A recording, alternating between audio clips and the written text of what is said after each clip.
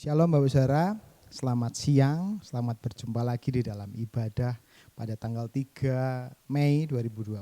Pada siang hari ini saya rindu untuk kita dapat belajar tentang kebenaran firman Tuhan yang mungkin relate dengan kehidupan kita atau relate dengan situasi kita pada hari-hari ini. Saya akan mulai dengan sebuah kisah di mana pada suatu kali ada sebuah perusahaan sepatu ternama dan besar mempunyai sebuah proyek di mana perusahaan sepatu ini ingin menjual produk-produknya di sebuah negara di bagian Afrika. Nah, sebagai langkah awal perusahaan ini menunjuk 2 orang pegawai untuk dikirim ke sana. 2 orang ini mempunyai tugas wajib, yaitu untuk menjual sepatu. Nah, setelah masa persiapan selesai, mengurus keberangkatan, mengurus produk-produk yang harus dikemas dan yang harus dijual, akhirnya 2 orang yang diutus ini akhirnya berangkat ke Afrika. Nah, setibanya di negara atau di tempat di Afrika tersebut, 2 orang pegawai ini diminta untuk langsung melakukan sebuah hal, yaitu survei lokasi. Nah, seminggu kemudian setelah mereka melakukan survei lokasi, kedua orang pegawai ini harus laporan kepada pemimpin perusahaan, laporan sama bosnya. Pegawai yang pertama melaporkan begini, Pak Zara, Pak Bos, kita nggak akan bisa menjual sepatu di sini, apalagi kalau kita harus buka cabang di sini, karena tidak satupun penduduk di sini yang memakai sepatu. Nah, pegawai ini juga bilang bahwa saya rasa Bapak pimpinan, Bapak bos salah mengambil sebuah keputusan, lebih baik saya pulang saja Pak, usaha saya sia-sia di tempat ini. Nah, namun pegawai yang kedua melakukan laporan yang berbeda, Pak Saudara. Pegawai yang kedua melaporkan seperti ini. Pak Bos, Bapak pimpinan, terima kasih banyak karena sudah menunjuk saya untuk berangkat ke Afrika. Saya bersyukur karena sudah diberikan kesempatan untuk bisa menjalankan proyek ini. Nah, saya melihat bahwa ada sebuah peluang yang sangat bagus Pak di tempat ini, di sini. Sepatu-sepatu produk kita pasti akan terjual habis dan laris. Karena seluruh penduduk di tempat ini enggak pakai sepatu Pak. Nah, dari hal ini Bapak Saudara, kita bisa melihat sebuah sikap yang berbeda. Fakta yang sama, situasi yang sama, tapi punya sikap yang ditunjukkan yang berbeda. Bapak Saudara, hari-hari ini semua orang, semua elemen masyarakat mengalami hal yang sama, mengalami situasi yang sama. Pandemi COVID-19 ini adalah sebuah fakta yang harus kita terima, apalagi sekarang ada istilah lockdown atau pemerintah bilang dengan istilah karantina kewilayahan. Nah, beberapa tempat juga melakukan PSBB, pembatasan sosial berskala besar. Nah, fakta yang sama ini harus kita hadapi. Namun ini yang saya lihat, saya pribadi lihat, saya mendapati ada 2 sikap berbeda. Saya lihat di beberapa orang teman saya, orang-orang kenalan saya melihat di media sosial ada sikap yang berbeda terhadap situasi yang sama-sama kita sedang hadapi. Ada yang suka ngeluh Pak Saudara, ada lagi yang suka nyalah-nyalahin. Ada lagi yang enggak bersyukur, namun ada lagi yang mengungkapkan syukurnya, punya pengharapan, lalu ada lagi yang tidak berputus asa dan berusaha terus menerus. Nah, pagi siang hari ini mari kita belajar tentang apa sih yang Tuhan ajarkan dalam situasi lockdown seperti ini. Saya rindu kita belajar kebenaran firman Tuhan yang terambil dalam 2 Raja-Raja 6 ayat 24 sampai 33 dan juga 2 Raja-Raja 7 ayat 1 sampai 7.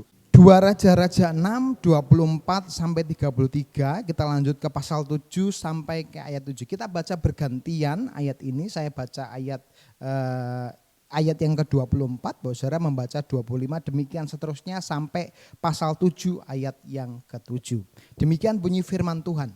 Sesudah itu Ben-Hadad Raja Aram menghimpunkan seluruh tentaranya lalu maju mengepung Samaria.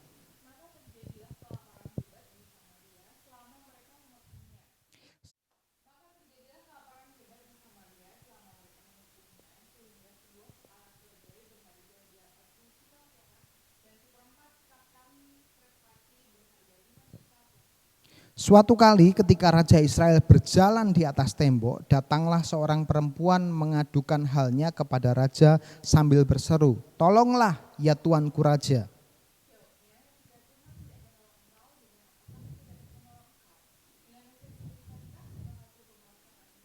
Kemudian bertanyalah raja kepadanya, "Ada apa?" Jawab perempuan itu, "Perempuan ini berkata kepadaku, berilah anakmu laki-laki supaya kita makan dia pada hari ini dan besok akan kita makan anakku laki-laki."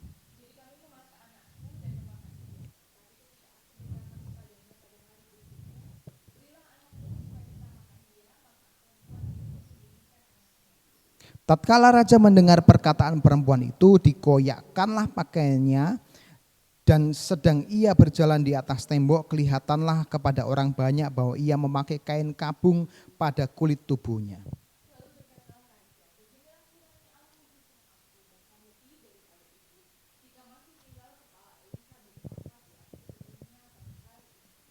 Adapun Elisa duduk-duduk di rumahnya dan para tua-tua duduk bersama-sama dia. Raja menyuruh seorang berjalan mendahuluinya. Tetapi sebelum suruhan itu sampai kepada Elisa, Elisa sudah berkata kepada para tua-tua itu, "Tahukah kamu bahwa si pembunuh itu menyuruh orang untuk memenggal kepalaku? Awas-awaslah apabila suruhan itu datang. Segeralah tutup pintu dan tahanlah dia supaya orang itu jangan masuk. Bukankah sudah kedengaran bunyi langkah tuannya di belakangnya?"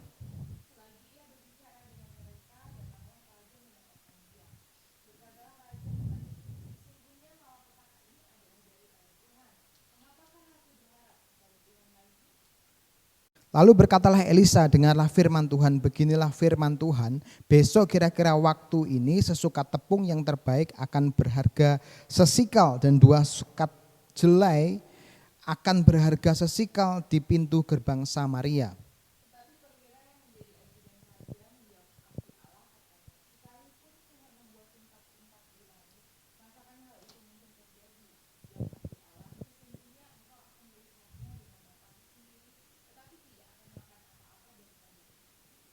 Empat orang yang sakit kusta ada di depan pintu gerbang. Berkatalah yang seorang kepada yang lain, "Mengapakah kita duduk-duduk di sini sampai mati?"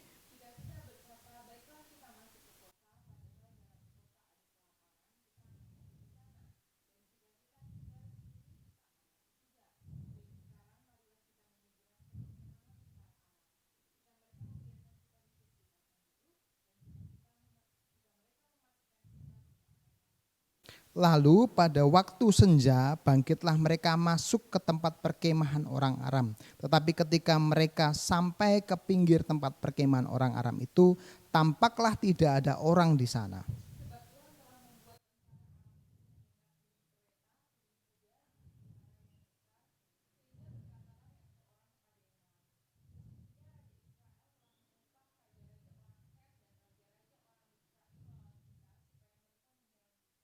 Karena itu bangkitlah mereka melarikan diri pada waktu senja dengan meninggalkan kemah dan kuda dan keledai mereka serta tempat perkemahan itu. Dengan begitu saja mereka melarikan diri menyelamatkan nyawanya.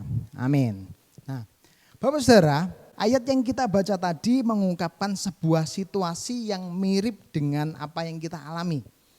Bangsa Israel Samaria mengalami lockdown. Kalau lockdown yang kita alami karena ada virus atau ada pandemi COVID-19, tapi yang dialami oleh bangsa Israel Samaria ini adalah karena ada tentara Aram yang mengepung. Dikatakan di ayat 24, seluruh tentara mengepung.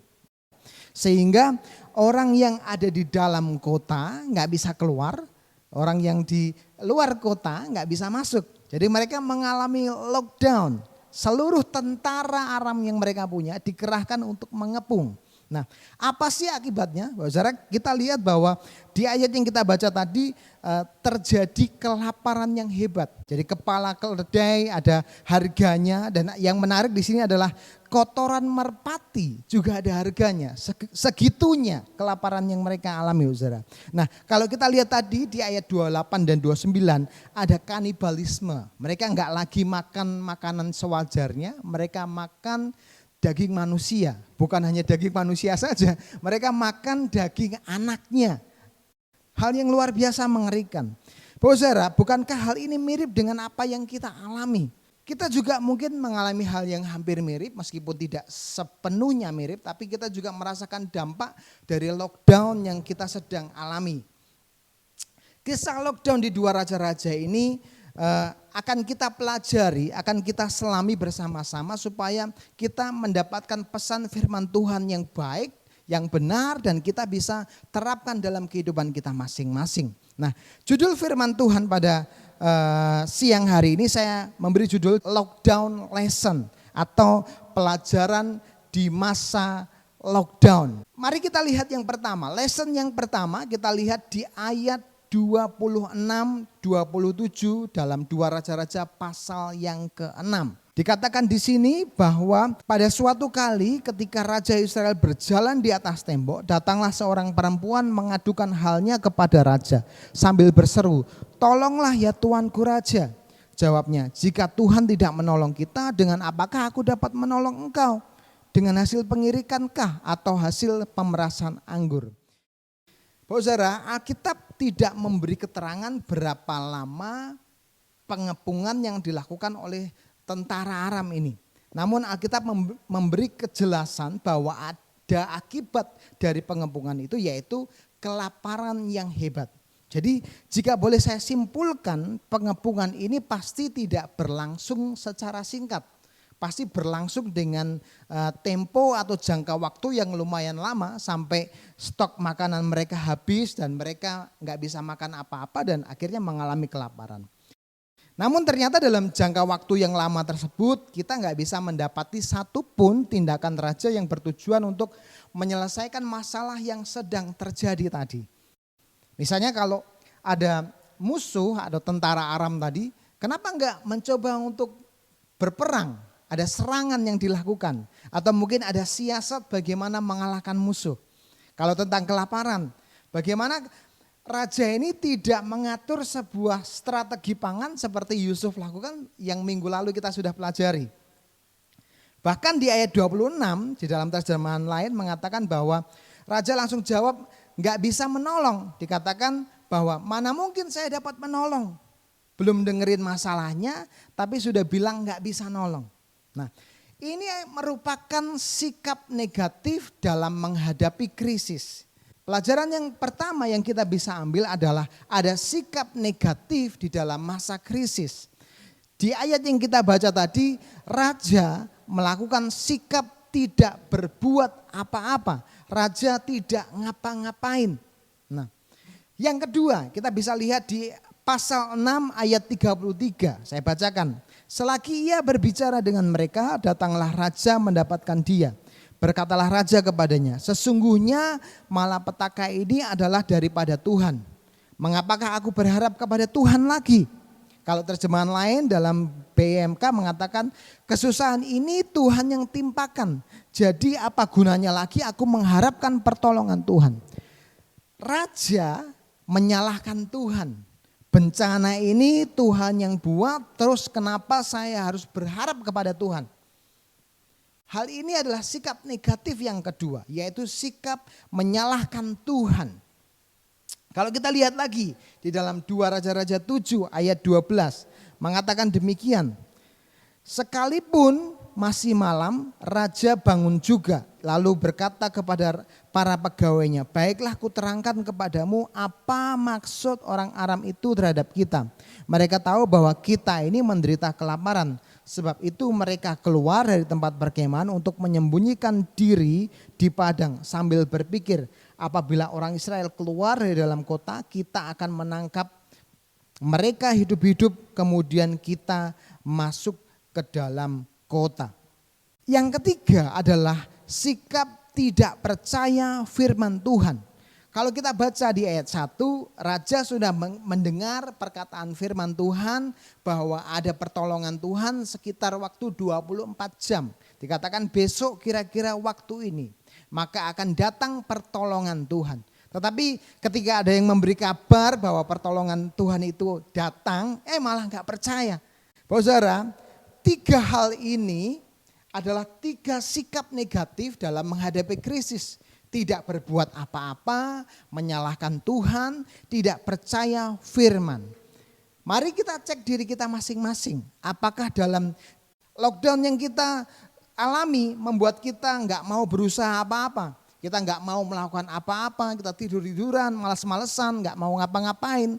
Lockdown yang kita alami mungkin membuat kita menyalahkan Tuhan. Kita jadi mudah mengeluh, menggerutu, marah-marah terus. Atau mungkin lockdown yang kita alami malah membuat kita semakin gak percaya sama Tuhan. Nah, mari kita cek diri kita masing-masing. Apakah kita sedang dalam posisi seperti itu? Tapi siang hari ini Bapak Saudara, ada sebuah kabar baik, ada sebuah berita buat kita semua bagaimana kita bisa menang dari sikap-sikap seperti ini. Kita mungkin mengalami lockdown yang sama, semua orang mengalami situasi yang sama, tapi kita bisa menang dengan sikap yang firman Tuhan ajarkan kepada kita. Mari kita lanjut pada lesson yang kedua. Pelajaran yang kedua adalah ada sikap positif di masa krisis seperti ini. Mari kita lihat di dalam ayat yang kelima, Mbak Sarah. Lalu pada waktu senja, bangkitlah mereka masuk ke tempat perkemahan orang Aram. Tetapi ketika mereka sampai ke pinggir tempat perkemahan orang Aram itu, tampaklah tidak ada orang di sana. Bapak Saudara, firman Tuhan menjelaskan ada 4 orang kusta yang berada dalam situasi yang sulit. Mereka berpikir kalau di sini saja, duduk-duduk saja di pintu gerbang, kita pasti mati karena kita nggak punya makanan. Kalau kita masuk ke kota, kita juga pasti mati karena di sana ada kelaparan juga. Namun gimana kalau kita coba pergi ke perkemahan tentara Aram? Soalnya kalau kita pergi ke perkemahan tentara Aram, peluang matinya masih 50%, 50-50. Jadi kalau kita kedapatan dan kita dibunuh, kita pasti mati. Tapi kalau kita dibiarin, kita pasti hidup. Nah, Bapak Saudara, kita bisa melihat dalam situasi yang mereka alami, situasi lockdown yang mereka alami, orang kusta ini tetap berjuang. Sekecil apapun peluangnya, orang kusta ini tetap berjuang. Seringkali keterbatasan menjadi sebuah alasan yang tepat untuk kita nggak mau berjuang. Seringkali peluang yang kecil menjadi sebuah alasan untuk kita diam nggak ngapa-ngapain. Seringkali karena kita nggak ada kerjaan menjadi sebuah alasan untuk kita malas-malasan. Sebagai orang percaya, kadang kita terjerembab dalam hal ini. Bahwa kita percaya Tuhan baik, tapi terus kita nggak ngapa-ngapain. Kita lihat di dalam Yakobus pasal 2 ayat 17 mengatakan, jika iman itu tidak disertai perbuatan, maka iman itu pada hakikatnya adalah mati. Jadi kalau kita beriman, marilah kita sertai iman kita dengan perbuatan iman. Karena kalau iman kita tidak ada perbuatan iman, firman Tuhan menjelaskan bahwa itu adalah iman yang mati. Jadi kita sebagai orang yang beriman, berimanlah dan berusahalah dan berjuanglah, jangan cuma diam. Nah, saya teringat tentang kisah seorang bernama Mandy Harvey. Perempuan bernama Mandy Harvey ini adalah putri dari seorang pendeta di Florida namanya Joey Harvey. Nah, dari kecil Mandy sangat suka musik. Sampai di usia 18, Mandy harus mengalami situasi yang sulit di mana dia mengalami sakit yang mengakibatkan jaringan telinganya mengalami sebuah masalah. Nah, hal ini mengakibatkan Mandy harus kehilangan pendengarannya. Jadi dia setelah penyakit ini Mandy menjadi tunarungu, nggak bisa dengar apa-apa, menjadi tuli. Masa-masa itu adalah masa-masa krisis dalam hidupnya. Dia pengen jadi musisi, pengen jadi seniman, tapi malah mendapat sebuah fakta yang menyakitkan hatinya, menyakitkan hidupnya. Dia kehilangan pendengaran. Sepertinya cita-citanya gagal, sepertinya harapannya semuanya runtuh. Namun ternyata Mandy memutuskan untuk tidak tinggal diam. Dia nggak mau terjerembab pada kesedihan. Lewat hikmat Tuhan, Mandy berusaha keras untuk dapat mengenali ritme musik lewat getaran yang dirasakan dari telapak kakinya. Nah, sampai akhirnya di tahun 2017, Mandy mencoba, dia berusaha dengan segala keterbatasannya, dia mengikuti sebuah ajang pencarian bakat dan mendapatkan sebuah golden ticket. Dan di akhir dari kompetisi itu dia menjadi salah satu juara dari kompetisi tersebut. Dari Mandy Harvey kita bisa belajar bahwa keterbatasan bisa datang, krisis bisa datang, bisa terjadi, bisa hadir. Tetapi respon kita jangan cuma diam. Pengkhotbah mengatakan hal yang baik, dikatakan bahwa sebab masih ada harapan selama ia hidup. Lebih baik anjing yang hidup daripada singa yang mati. Apa artinya? Artinya bahwa anjing adalah binatang yang kecil jika dibandingkan dengan singa. Tetapi anjing yang hidup lebih berguna daripada singa yang ganas dan besar tapi mati. Marilah kita berusaha untuk punya usaha dan tindakan. Kecil tidak apa-apa, ringan tidak apa-apa, tapi itu jauh lebih baik daripada tidak melakukan apa-apa. Jadi sikap positif yang pertama yang kita bisa kembangkan dalam situasi seperti ini adalah sikap untuk tetap berusaha. Nah yang kedua, kita lihat di dalam 2 Raja-Raja pasal 7 ayat 6 sampai yang ke-9.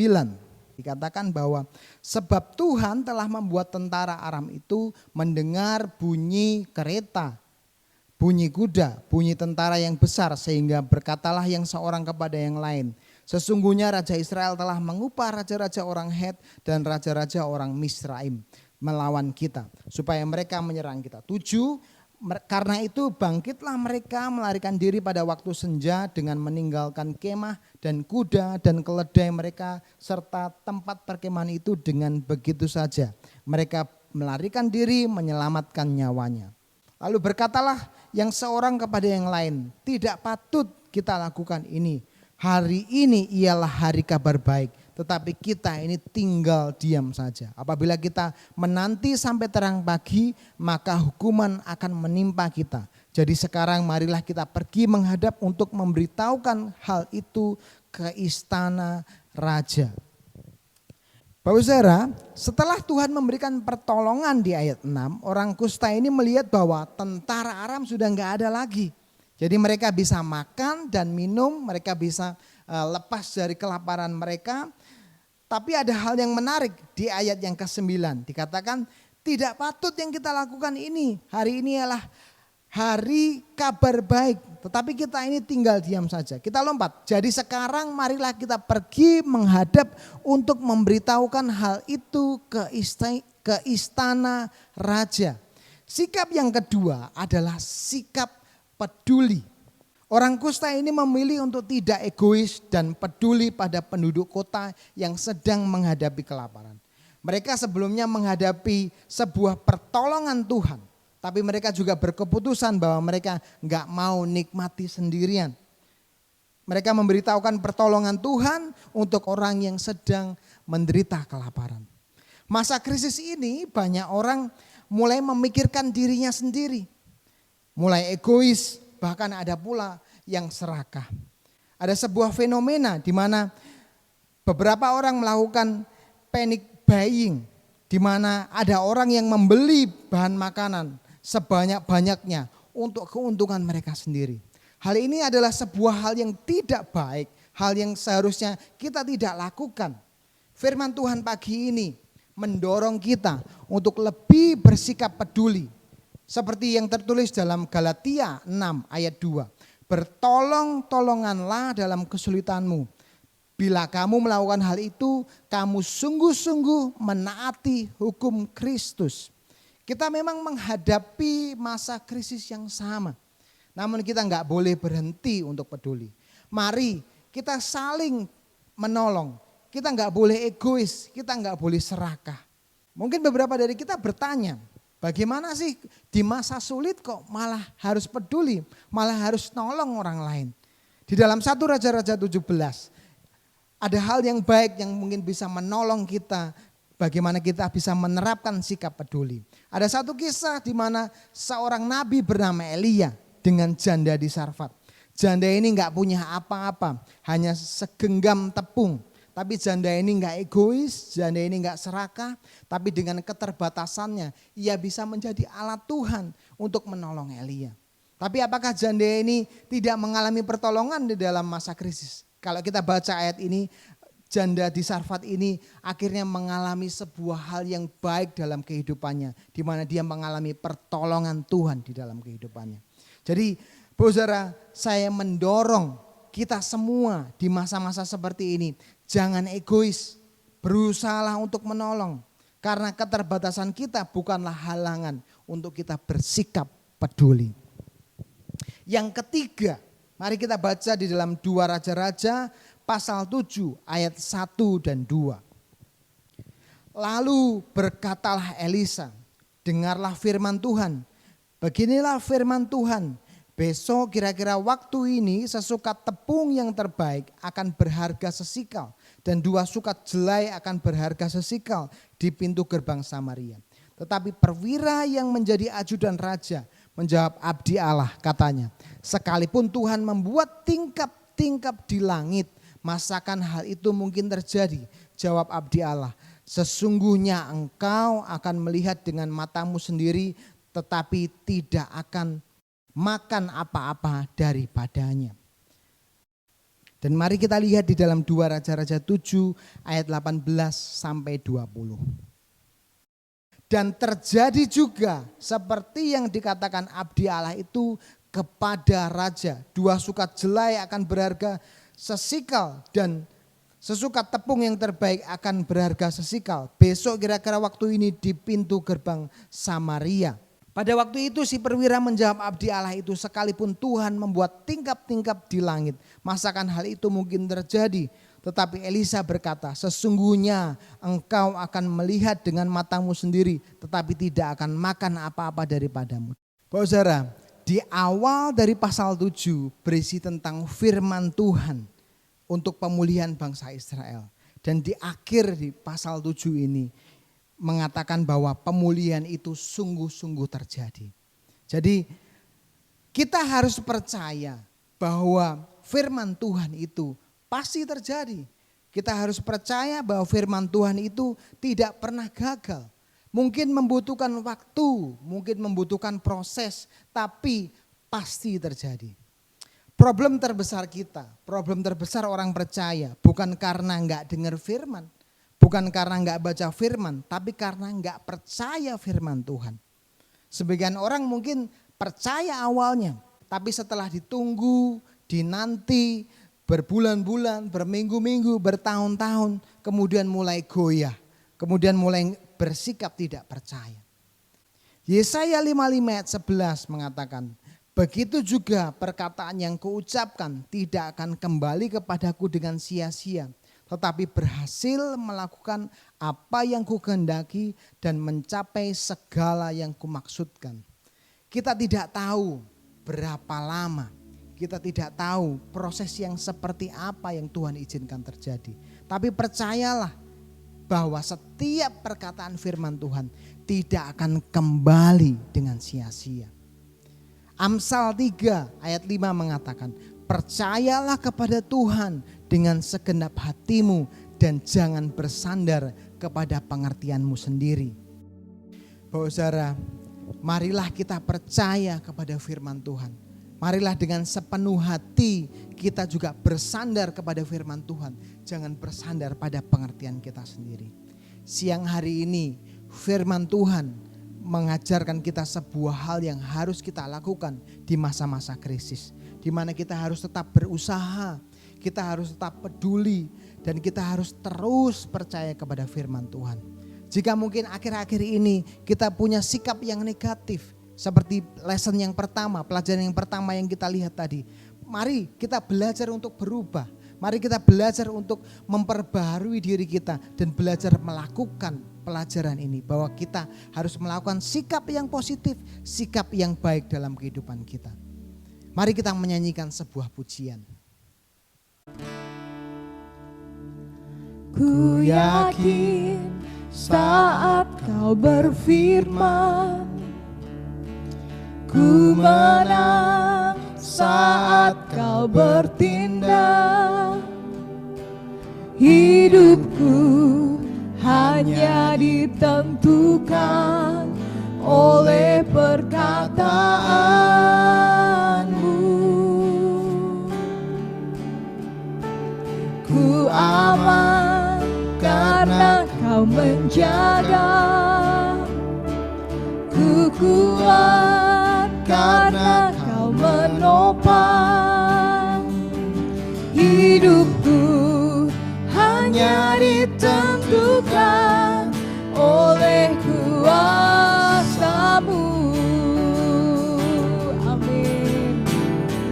Bagi Tuhan tak ada yang mustahil.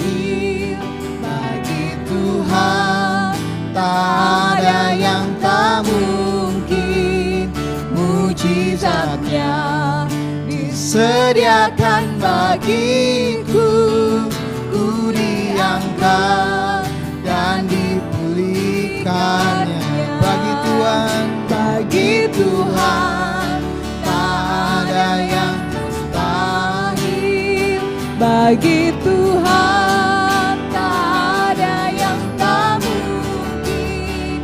Mujizatnya disediakan bagiku. Ku diangkat dan dipulihkannya. Mujizatnya disediakan bagiku. Mujizatnya disediakan bagiku. sekali lagi mujizatnya. Mujizatnya disediakan bagiku. Ku diangkat dan dipulihkannya.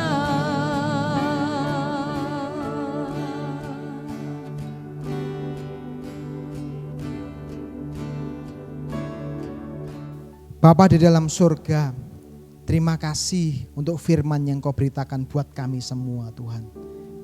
Hamba-Mu berdoa biarlah setiap firman Tuhan ini dapat menolong jemaat-Mu untuk bisa punya sikap yang baik walaupun di masa krisis. Lockdown yang sedang kami alami bukanlah alasan untuk kami bersikap negatif, tapi biarlah firman ini bisa menolong kami untuk terus berbuat, bersikap yang positif dalam kehidupan kami. Tuhan, kami berdoa buat setiap jemaat yang sudah mendengar perkataan firman Tuhan ini, supaya mereka dikuatkan, supaya mereka dihiburkan, supaya mereka terus percaya akan firman Tuhan yang tidak pernah gagal itu bisa terjadi dalam kehidupan mereka Tuhan.